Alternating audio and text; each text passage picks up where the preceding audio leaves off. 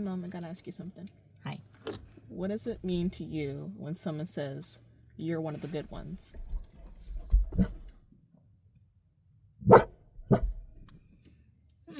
I don't know. I don't take offense, but it's uncomfortable. Mm-hmm. I might have had that said to me before, and so one of the good ones. What? One of the good people in general, or Usually one of the that good blacks? Yes. Usually the phrase is said to black people who don't usually fit the stereotype of being black. Usually there are people who are they're usually dark skins who don't act ratchet or ghetto or don't walk around like flashing things that they don't even need to be having, pretending that they have a lot of money that they don't have and stuff like that. So yeah, when you said that, that's probably, unfortunately, the first thing I thought was, you're one of the good blacks. You're different. You know, you're not like them. Well, so I won't use any ignorant words, but inward I am one of those, though. You know what I'm saying? Because in some instances, no matter how articulate you are, how well spoken, how educated, how well groomed, it doesn't matter. I'm still one of them. When I wake up, I'm still one of them. Now, I know how to change my vernacular. I know how to adapt to my environment. I know how to change the codes, ebonics, if you will, but that's kind of an old term. It's code switching. Yeah, I don't think Ebonics is actually used anymore. In linguistics, it's called AAVE, African American Vernacular English. Oh, okay. New term. Okay. Yeah, I think it's I feel like some people are actually afraid to call us what we are, which is black. Some people would just be like, "Oh, you're African American," or from your time period, you would have been considered colored, right? No. Oh wow. No, ma'am. Oh, I'm sorry. No, ma'am. I don't like. It's changed over the years. Like there's been Negro, there's been color, there's been African American, there's been black. Yeah. So the way it breaks down in our family, my parents were colored. I might be considered Negro. I'm just throwing it out there. I might be if I choose to adopt that. The boys were black, your brothers, and then you African American because you're like over a decade younger than they are. So it's it just depends. It's just different. People want to put others in different categories, but I don't want somebody to say, because what is that? Is that a prize to be you're different than they are? Is that do I receive a trophy for that? A plaque? How about a gold watch? A letter of recommendation because I'm one of the good ones?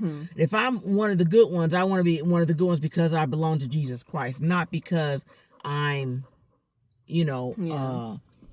because I'm in a certain bracket of some sort, or I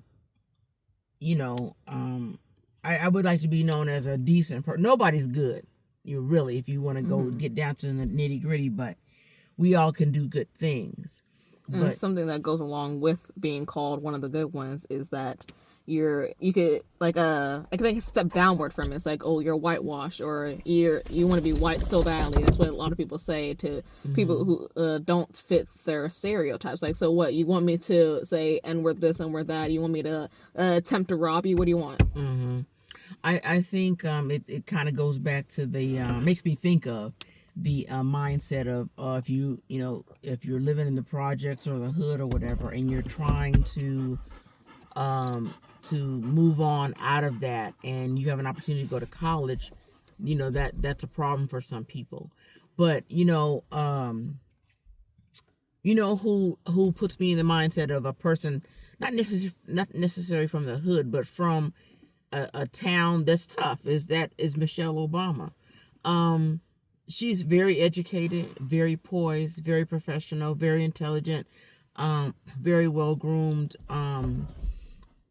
What is she? One of the good ones, but she knows how to code switch.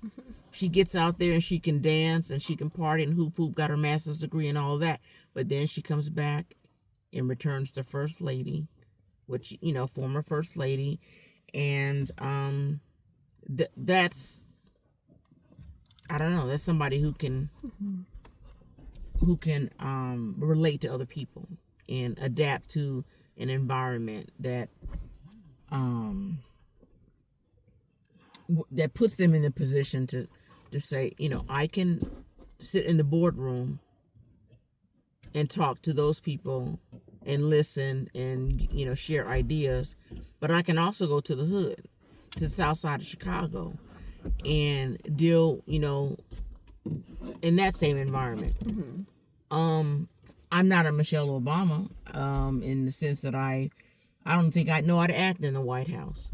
But I mean, I do have a couple of master's degrees, and I have lived on the south side of Chicago. I'm from South Central Los Angeles, born and raised, Crenshaw District. I'm repping my hood. So Inglewood, all that, LBC. Yeah.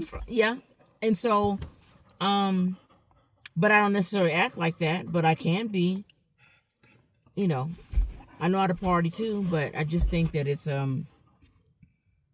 kind of it's an insult. Don't separate me from my people, because I don't necessarily act like your perception of them.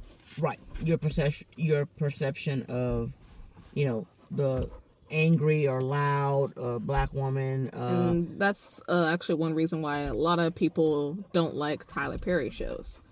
So Tyler Perry shows usually show, like if there's a villain in the show, it's always a dark-skinned man. And then all the good people are the light-skinned ones.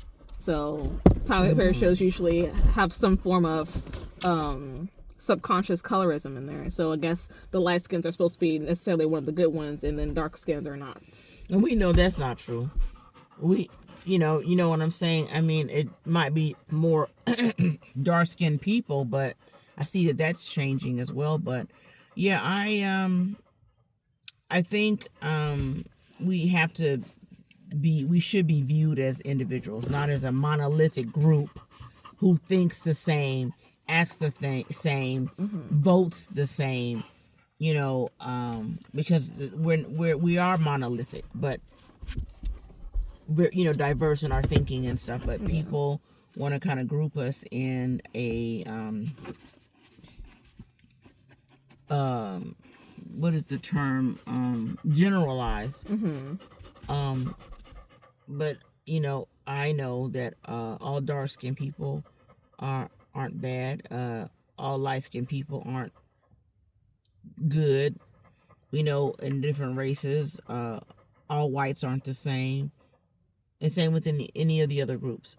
So I think it's you just have to continue to do your individual part to represent yourself, your personal family, and then also the world at large. Your society, your community. You have to just represent, no matter what the stereotype is, no matter what they think. But also, here's a point that I think should be made is, you don't walk in a diverse room, and then you're the good black. So you separate yourself. You don't acknowledge a head nod or a tipping of the hat or a bow, if you will, whatever it is.